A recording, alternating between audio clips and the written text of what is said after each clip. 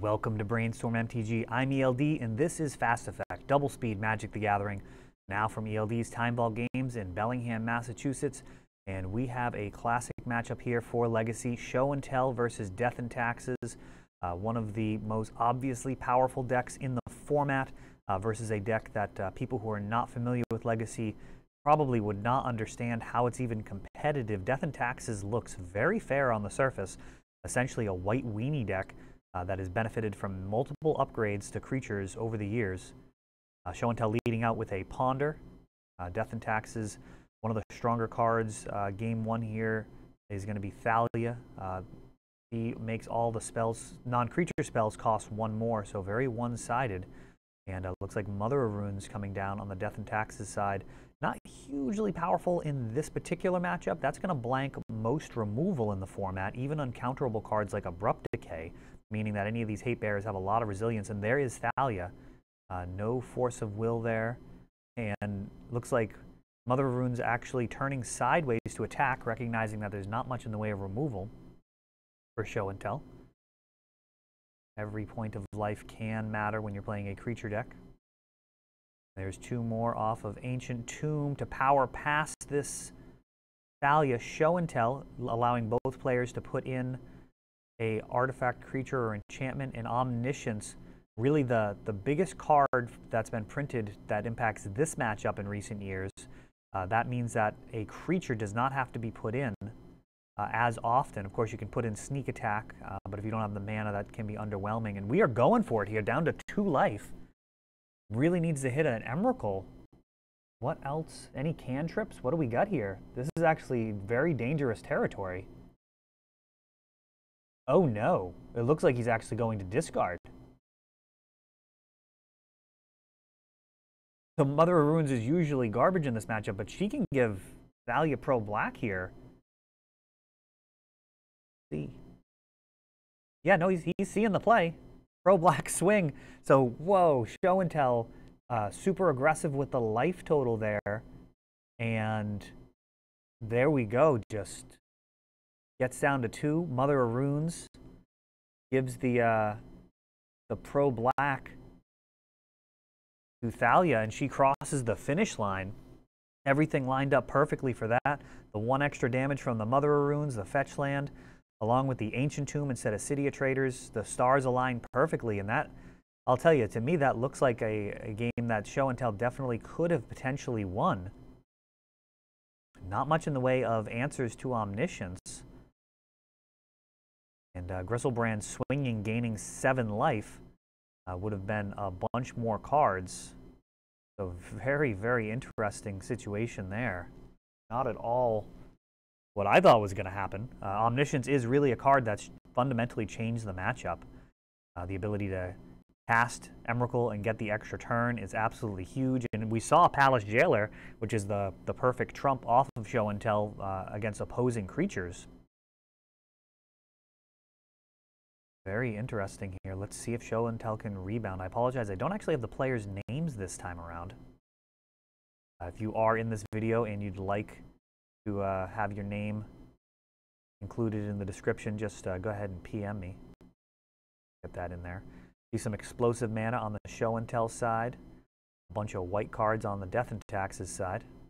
And both of them are going back. They both think they can do better.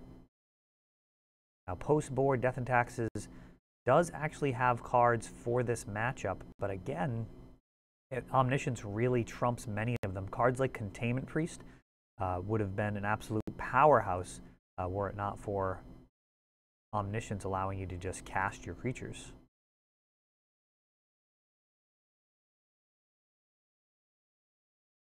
Many people, when they start playing Show and Tell, love the idea of Show and Tell in Emrakul. That's probably like plan D, to be honest. You really want to be Show and Telling in Omniscience. Sneak Attack is also better than that. Even Show and Tell Griselbrand can be better than Show and Tell Emrakul in many matchups. Show and Tell is a very fun deck for people getting a feel for the power level of Legacy. I will say it is capable of doing very busted things. Death and Taxes is going to do everything it can do to prevent any fun stuff on the other side. both for Schadenport and Thalia, and it looks like we may be seeing a tax-heavy game if there's no force of will here. So moving forward, oh, there may be no moving forward. Arcane Artisan. A very interesting card in the matchup. Phyrexian Revoker is gonna blanket though. Very well then. So Arcane Artisan is another way of enabling broken things along with Sneak Attack and Omniscience. Of course, the nice thing here is it's a creature that can become in after your opponents remove their creature removal, because creature removal is largely garbage versus this deck. That is a place where decks that run red tend to shine, is they can have the ability to have a card like Red Elemental Blast to handle a card like Arcane Artisan, but also be a solid counterspell. And Pyroclasm mopping things up. Quick turn for the worst. Oh, and that's actually Lucas. Lucas Von Samson has been playing here with us Wednesday Night Legacy, which has been doing fantastic. Also put up good results at the ELD Open, I believe. And there we go, Gristlebrand being exiled. We've got a token for Gristlebrand coming in.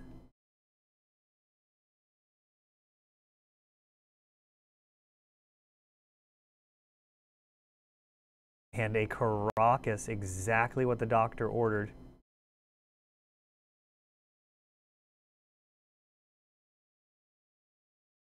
Get the Oracle text for us here on Arcane Artisan. I believe it keeps all of the characteristics, so Caracas is a great answer. Target player draws a card, then discards a card, or then exiles a card from their hand. If the creature is exiled this way, they receive a token that's a copy of the creature, and when the artisan leaves the battlefield, so does the creature. So Gristlebrand is going to get some cards to hand, but it's not going to stick around.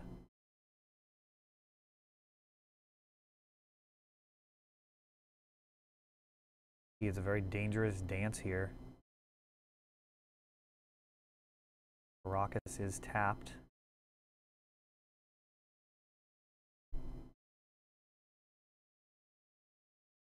And it looks like a show and tell with some mana floating. We've got Flicker Wisp. And that comes in off of the Omniscience, buying an extra turn.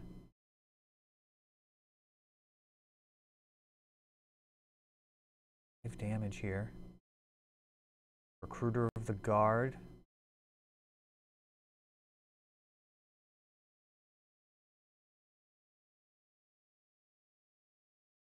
Have some type of Disenchant Bear. Relic Warden with a Violet 2. All the answers here for Lucas. Leonin Relic Warden.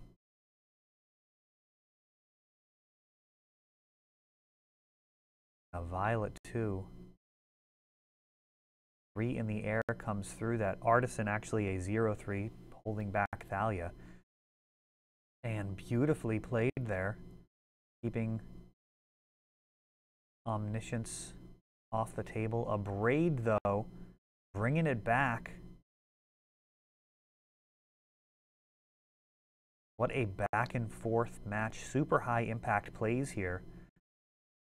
Relic Warden removes it as long as he's in the battlefield. 1 mana being paid for a Lotus Petal.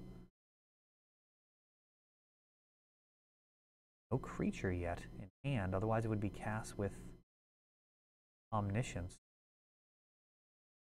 Going to discard with a Show and Tell. Picking up to 3. 6 damage on board, but that Artisan actually going to be able to hold back 2 of it.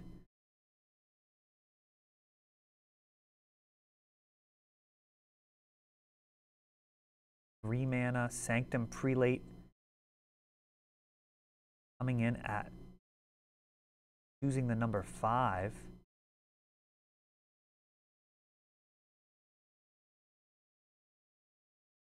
And then casting a Sword of Warren piece, it looks like. More aggressive option there. And to favor fire and ice when I have played Death and Taxes. And here it begins. Digging, cantrips, fetching down to 1. Lucas with the proper bookkeeping there. The Ponder being cast for free off of Omniscience. Also being a good sport, I don't believe, I think you can just actually cast it for blue mana as well, so. There's a Gristlebrand. Emrakul's probably going to be the necessary card. Sneak attack, okay. Here we go. Putting in Gristlebrand. Sending Karakas, bouncing it back. Lucas not missing anything. Once it's declared as an attacker, there's no going back. This should likely do it. Karakas is untapped again, so even putting in Gristlebrand, probably should have recast Gristlebrand. That way Karakas would have to bounce it and then he could sneak it back in. But I guess the Lotus Petal giving him the ability to sneak attack twice. Let's see how this goes. Recruiter of the Guard. Grabbing Flicker Wisp. Vile still at 3. Very entertaining match here. Back and forth. Lots of high impact plays.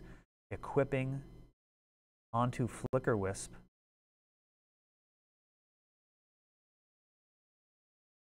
And sending with all the things. Gristlebrand being sneak attacked in. That's going to be able to block and gain some life. Enough life to keep the game going.